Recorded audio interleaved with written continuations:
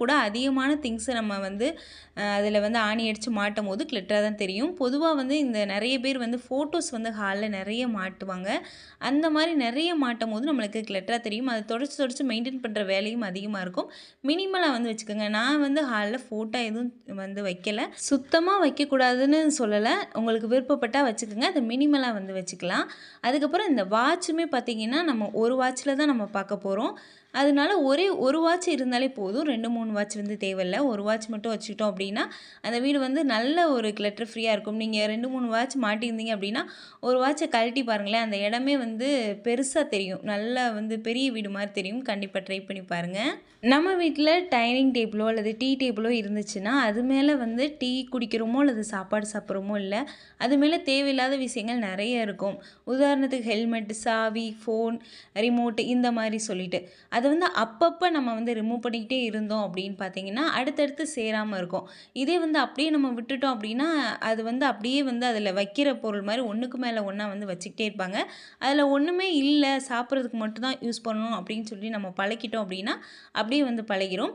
அதுக்கப்புறம் பார்த்தீங்கன்னா ஃபஸ்ட்டு எடுத்தோன்னே நம்ம தான் எடுத்து வைக்கணும். அதை வந்து சேர விட்டுறாமல் அதில் மட்டும் கவனமாக இருக்கணும்.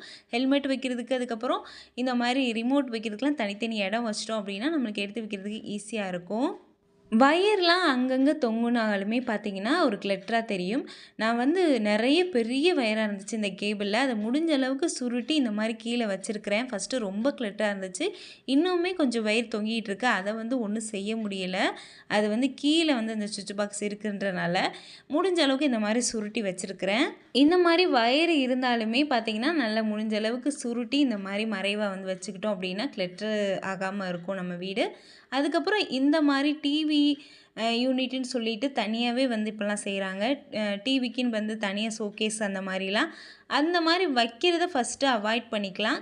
அப்படியே இருக்குது நம்ம அதை வந்து எதுவும் தவிர்க்க முடியல அப்படின்னா அதில் வைக்கிற திங்ஸை வந்து நம்ம குறைச்சி வச்சுக்கலாம். முடிஞ்ச அளவுக்கு மேலே வைக்கிறது, அந்த டிவிக்கு மேலே இருக்கிறது ரிமோட் வைக்கிறதுக்காகவும் டிவியோட அந்த திங்ஸ் வைக்கிறதுக்காக மட்டும் வந்து அதை யூஸ் பண்ணிக்கிட்டோம் அப்படின்னு பார்த்தீங்கன்னா ஈஸியாக இருக்கும். இதில் இந்த பிளாஸ்டிக்கில் கிடைக்கும் இல்லையா, ஆர்டிஃபிஷியலாக அந்த ஃப்ளவர், அதுக்கப்புறம் இந்த பூந்தொட்டி மாதிரிலாம் அந்த மாதிரிலாம் நான் வச்சுருந்தேன். அதில் வந்து நிறைய தூசி படியும். அதை வந்து எடுத்தோன்னே பார்த்திங்கன்னா அந்த இடம் அழகாக இருக்குது. அது வச்சா தான் அழகாக இருக்குன்னு வச்சது பார்த்திங்கன்னா அதை எடுத்தோன்னே அந்த இடம் வந்து ஃப்ரீயாக இருக்குது. க்ளீன் பண்ணுற வேலையும் இல்லை. இந்த மாதிரி தான் நம்ம வீட்டில் பல திங்ஸை வந்து எடுத்தோன்னே நம்ம அந்த இடம் அழகாக இருக்கிற மாதிரி தெரியும். கண்டிப்பாக இதுதான் கிளட்டர்ன்னு நான் வந்து சொல்ல வரேன். எல்லாமே க்ளோஸ் பண்ணி வச்சுட்டா கூட கிளட்டராக தெரியாது. இந்த மாதிரி